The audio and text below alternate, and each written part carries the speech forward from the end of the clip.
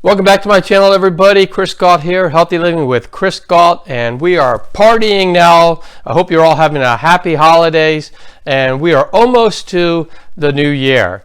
So what I'm here to talk about is how can you make New Year's resolutions and keep them not only for the next year, but also for the rest of your life. So I'm going to show you that. I'm going to show it to you right now.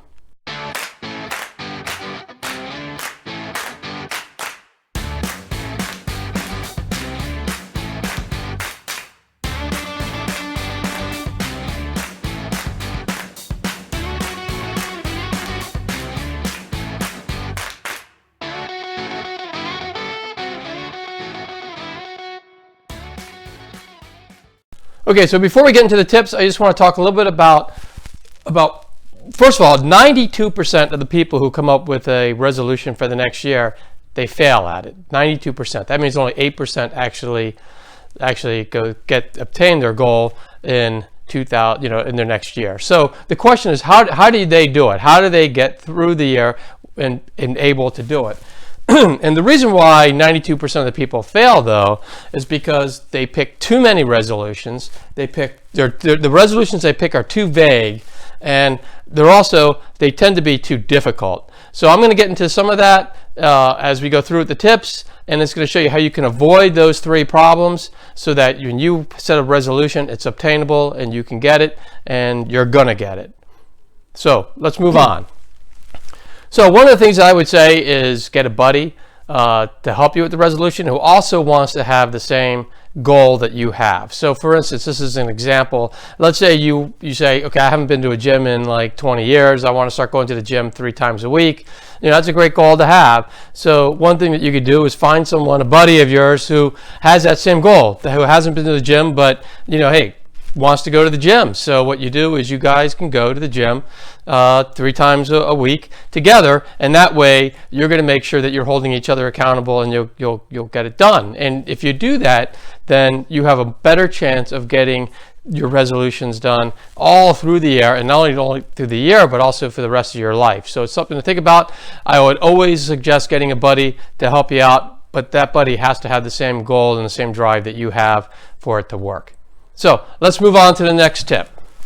So you want to keep the goals specific, and you also want to keep them simple, and you want to keep them measurable. So for instance, you don't want to say, if you've never picked up a guitar, you don't want to say that I want to be in a band that's going to put out a music CD and have concerts and be a famous rock band in 1 year. It's not going to happen. It is also not as measurable. What you could say is, I want to learn how to play the guitar. I'm going to take guitar lessons once a week, and you can easily measure that you're taking that guitar lesson once a week. It's also like if you wanted to run, you could say, instead of saying, I'm going to run a marathon tomorrow, what you could do is say, okay, you know what, I'm going to run a 10K, and I'm going to take this class, and I'm going to train to learn how to do that 10K. And then you could make some measurable goals in that. You can even have your training schedule can be your steps to that goal to hit that. So make sure that they're measurable. Make sure that they're simple, and make sure that they're obtainable too, because that way you'll actually do it. So let's move on. So one of the problems too is a lot of people, they say, oh, you know what, this is what I'm going to do in the next year. I'm going to learn a new language. I'm going to read 50 books. I'm going to write a book. I'm going to run a marathon. I'm going to lose 50 pounds. I'm going to do this. I'm going to do that. And the problem is they're picking way too many goals, and they're overdoing it. So what you want to do is you want to limit your goals to just like 1 to 3 goals. So a good goal to have is, hey, I want to lose 24 pounds by the end of the year, at the end of 2020. And then what you could do is you can break that goal down to say, well, I'm going to lose 2 pounds a month, which is definitely achievable. Or you could say, because I know I'm going to go to that trip to Hawaii, I might not lose anything then. And so maybe that month is you zero. You say, okay, I'm not going to lose anything that time, but then you work and you lose a little more than 2 pounds on the other months, and you'll get there. So you could set up a schedule, and you can go through it and do that. So the other thing is if you pick a goal that's really too hard. Let's say I want to run a marathon by March. and you've never run before, well, you're going to hate doing that. You're going to quit because you're going to go out there trying to run. You're going to be out there running a lot more than you really should be running to get to that point, and then you're just going to quit because you're not going to be able to keep it going. So you don't want to overdo it, and you want to make sure that you're picking just a few very important goals, your most important ones that are attainable, and go that route, and you're going to be much better off, and you will probably be in that 8% to actually complete those goals. So let's move on to the next tip.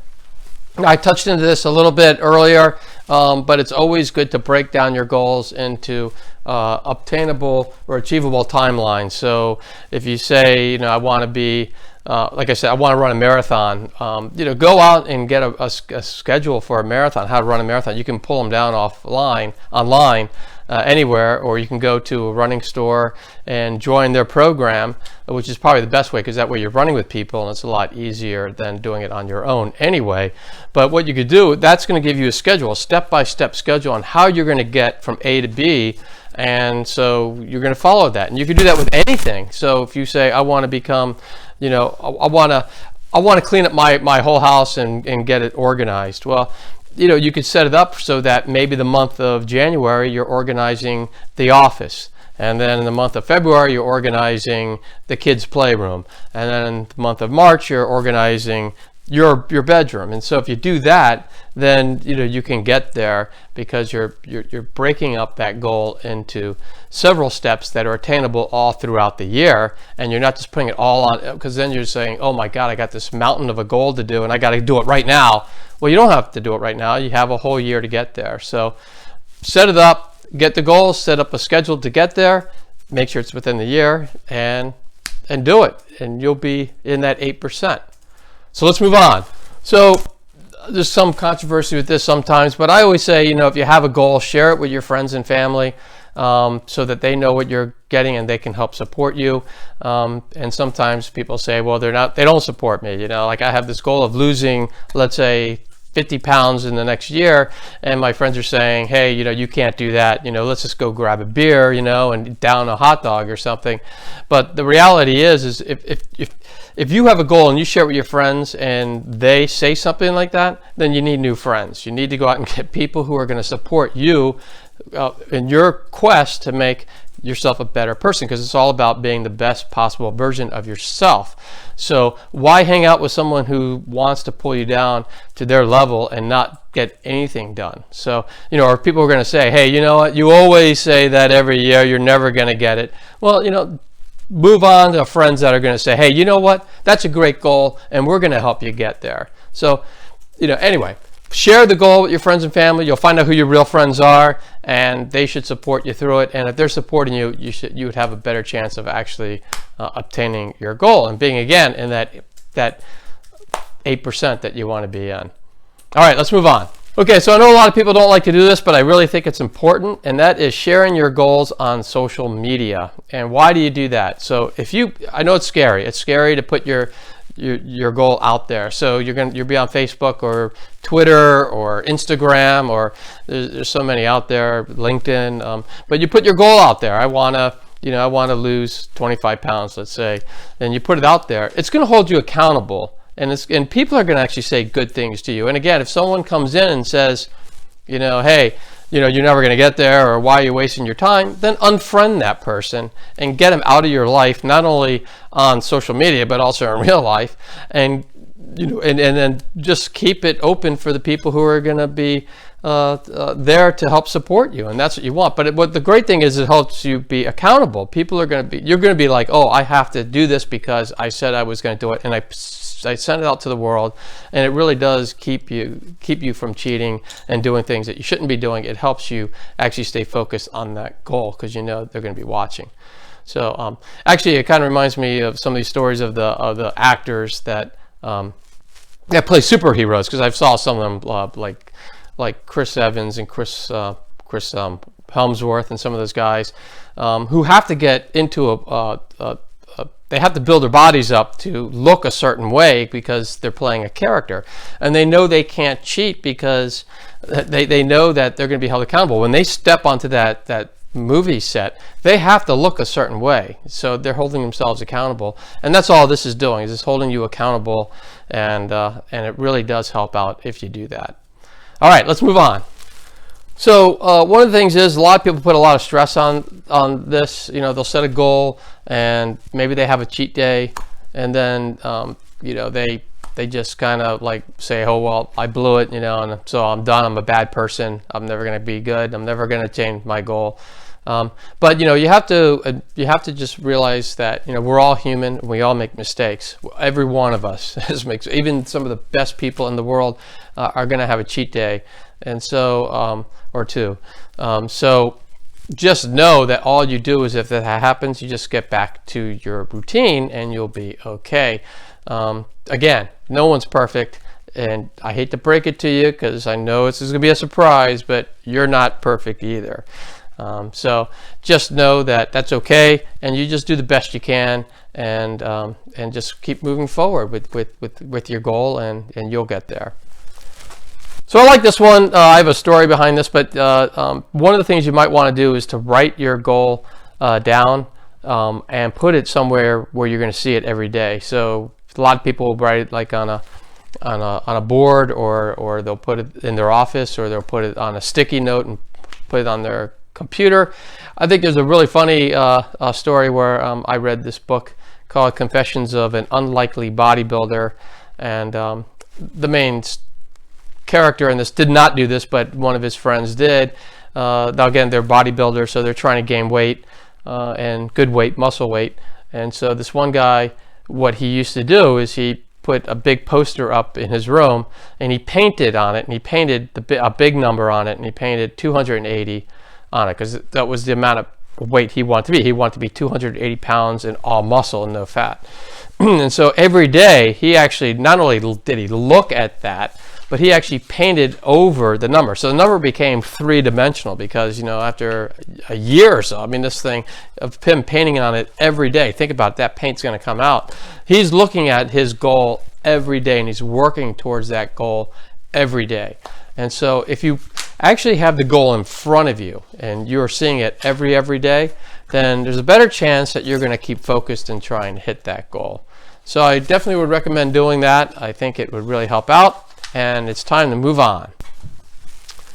So you probably heard this before, but and I might move a little bit out of the way, but so you could read that. But it basically takes 21 days to make a habit.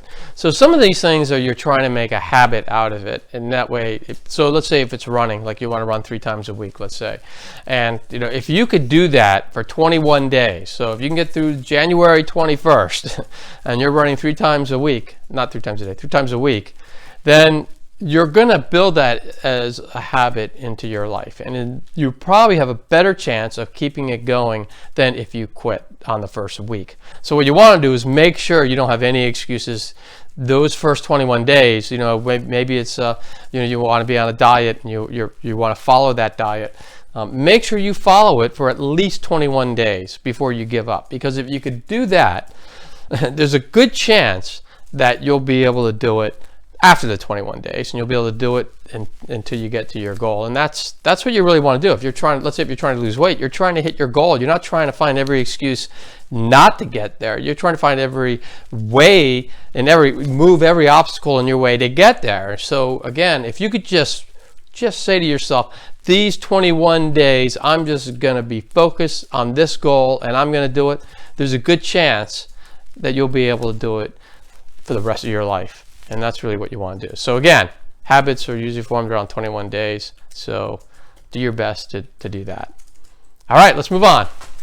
So this last tip, a lot of us forget to do, because we think, you know, what we do is we set a goal and we're like, well, I have to be at that endpoint right now, you know, and because the only thing I want to do is I want to be there. You know, I'm going to run a marathon. I never run in my life, and I want to run the marathon probably today. So I'm going to go out there and I'm going to run like 13 miles today, because, you know, that's half of it. And then the next day I'll run, you know, 20 miles, and then I'll be almost there. And what will happen is you're going to get hurt.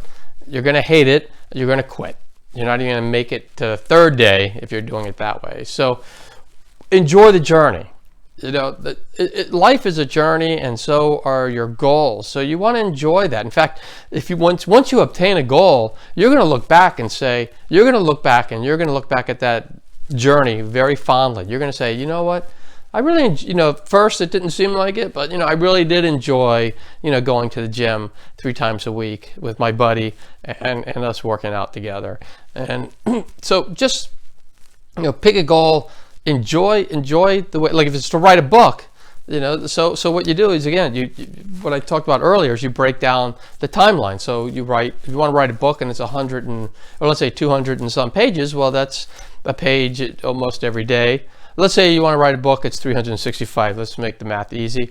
You write a page a day, so you just take your time and do that, and you enjoy writing that book as opposed to looking at it as a chore, as saying, God, I can't wait till this book is done. I just want to be done with it. What you want to do is just look at, hey, this is fun to do this. This is what I wanted to do. I wanted to write this book. I mean, anyone could be, you don't want to be done with it. You want to actually enjoy the process of getting there. And that's the big part of it. So enjoy the journey, and I hope you all have a fantastic New Year, and I hope you've all had a great holiday season and continue to have a great holiday season. And I will be looking for you in the next video. If you like this video, please click on the thumbs up button, and also please subscribe and click on the notification button to get all this great content that's coming up every week. Thank you.